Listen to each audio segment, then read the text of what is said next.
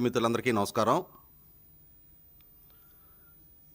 1980 దశకంలో తెలుగుదేశం పార్టీ వ్యవస్థాపక అధ్యక్షులు, అలాగే ఆంధ్రప్రదేశ్ రాష్ట్ర నాటి ముఖ్యమంత్రి స్వర్గీయ నందమూరి తారక రామారావు గారు సమాజం పట్ల బాధ్యతతో పనిచేసుకునే వయసు దాటి వృద్ధులకి ఆ వృద్ధాప్యం వారికి భారంగా శాపంగా మారకూడదు, అలాగే ఆ వృద్ధులని ఆ కుటుంబాలు కూడా భారంగా భావించకూడదనే ఉద్దేశంతో, ఆ వృద్ధుల్లో ఆత్మవిశ్వాసం నింపే ఉద్దేశంతో ఆ రోజుల్లో దేశంలోనే మొట్టమొదటిసారిగా ఎన్టీ రామారావు గారు వృద్ధులకి సామాజిక పెన్షను పంపిణీ, ఆ రోజుల్లో అప్పుడున్న బడ్జెట్ పరిమితుల్లో నెలకి 30 రూపాయలతోటి సామాజిక పెన్షన్ ప్రారంభించడం జరిగింది.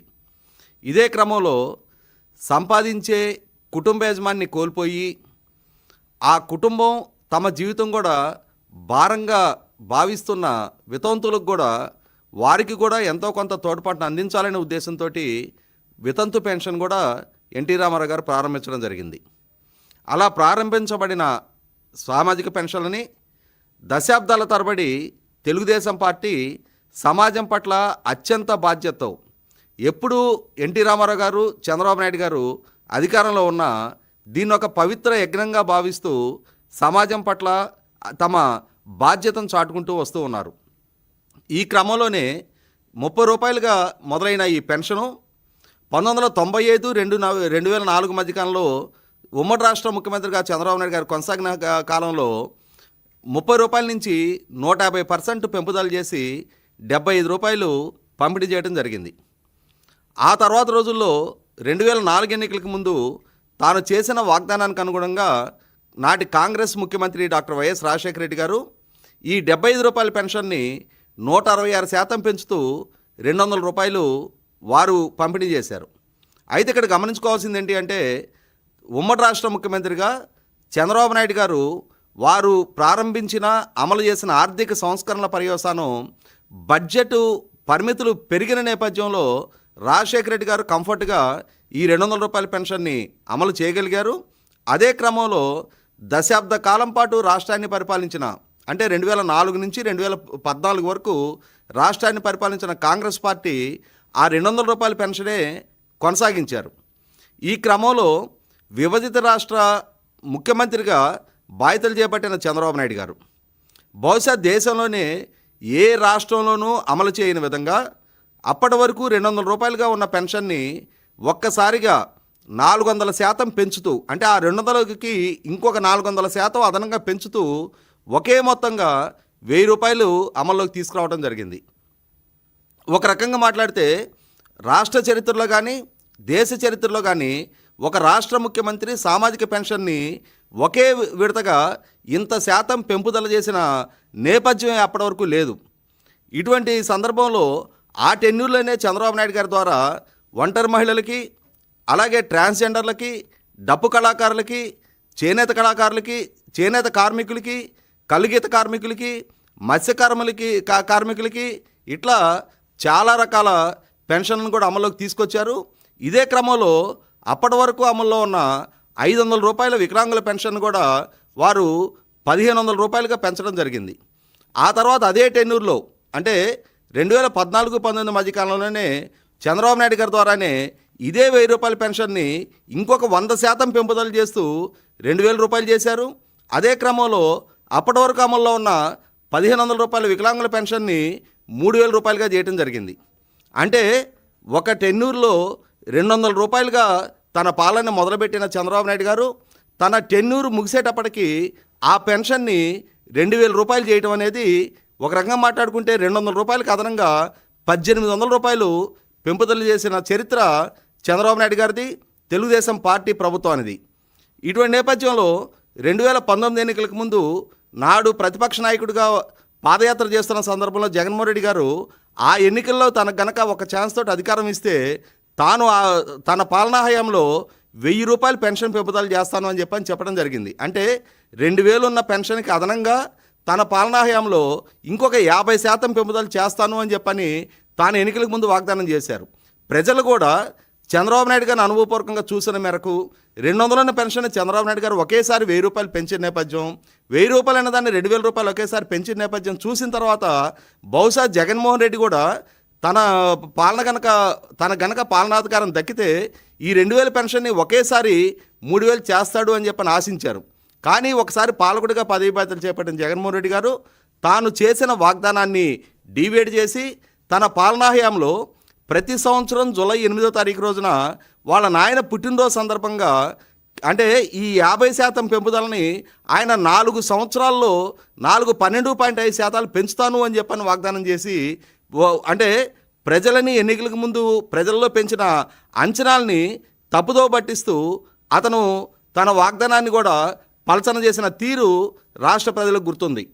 ఇదే క్రమంలో ఇక్కడ ఒక అంశం గుర్తు చేసుకోవాల్సింది ఏంటి అంటే జగన్మోహన్ రెడ్డి పాలనా హయాంలో 2021 ఏప్రిల్ నుంచి ఆగస్టు వరకు వాస్తవంగా కరోనా సెకండ్ వేవ్ రాష్ట్రంలో ఉధృతంగా ఉన్న సందర్భం, దాదాపుగా వర్క్ ఫ్రమ్ హోమ్లు అలాగే స్కూల్స్ కూడా ఆన్లైన్ క్లాసులు జరుగుతూ ఉన్న సందర్భం, కరెంటు సగటు వినియోగం పెరిగిన నేపథ్యం.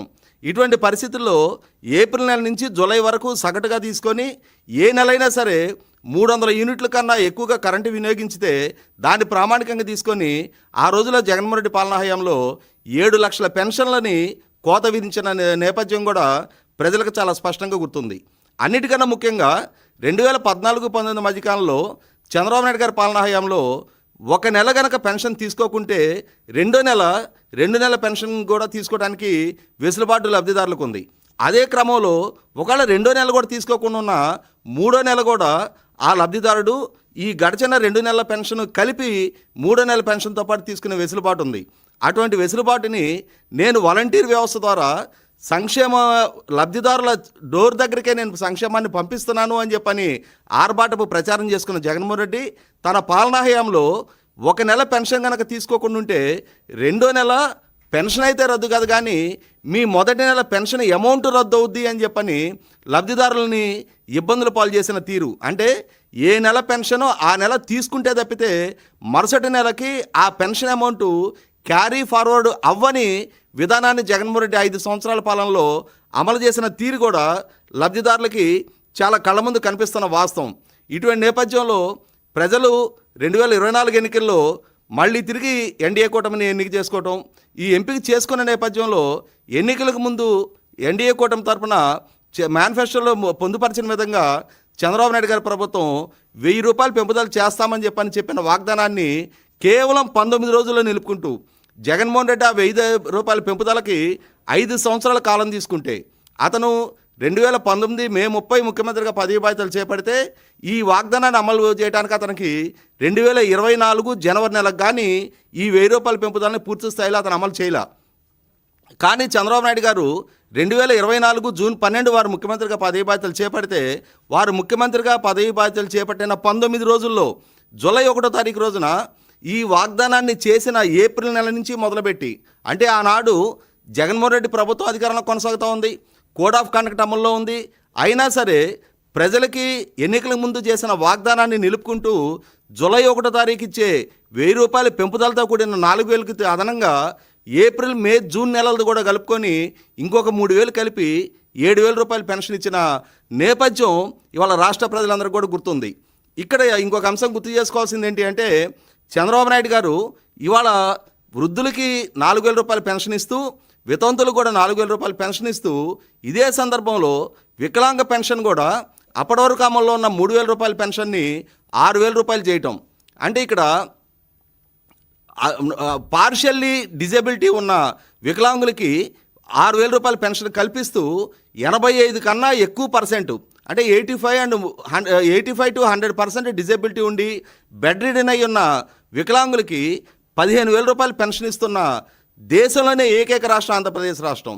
ఇదే సందర్భంలో కిడ్నీ డయాలసిస్ పేషెంట్లకి 2014-19 మధ్య కాలంలో చంద్రబాబు నాయుడు గారి ద్వారానే ప్రారంభించబడిన 5000 రూపాయల పెన్షన్ని ఈరోజు 10,000 రూపాయలుగా పెంపుదల చేయటం.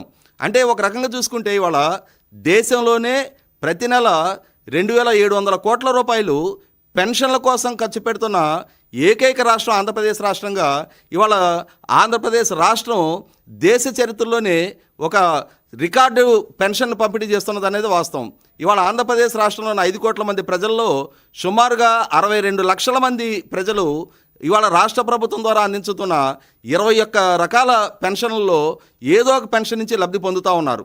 అంటే ఇవాళ రాష్ట్ర ప్రభుత్వం గడిచిన 24 నెలల కాలంలో ఇప్పటికీ 68,597 కోట్ల రూపాయలు ఈ పెన్షన్ కోసమే ఖర్చు పెట్టిన తీరు సమాజం పట్ల తెలుగుదేశం పార్టీకి ఎంత బాధ్యత ఉంది, సమాజంలో ఇవాళ ఇబ్బందులు ఎదుర్కొంటున్న ప్రజల పట్ల తెలుగుదేశం పార్టీకి ఉన్న కన్సర్న్ ఏంటి, ఇవాళ జగన్మోహన్ రెడ్డి దగ్గర నుంచి ఒక ఆర్థిక విధ్వంసం వారసత్వంగా దక్కిన ఈ రాష్ట్రంలో ప్రతి నెల టంచనగా 1వ తారీఖు రోజున స్వర్ణ సచివాలయ సిబ్బంది లబ్ధిదారుల తలుపు తట్టి ఉదయం 6 గంటలకల్లా లబ్ధిదారులకి పెన్షన్ అందిస్తున్న తీరు ఇవాళ దేశంలోనే ఒక రిమార్కబుల్ అచీవ్మెంట్గా ఆంధ్రప్రదేశ్ రాష్ట్రాన్ని, చంద్రబాబు నాయుడు గారి పాలనా తీరుని ఇవాళ ప్రజలకి పరిచయం చేస్తూ ఉంది. దేశానికి కూడా ఒక ట్రెండ్ సెట్టర్గా నిలుస్తూ ఉంది.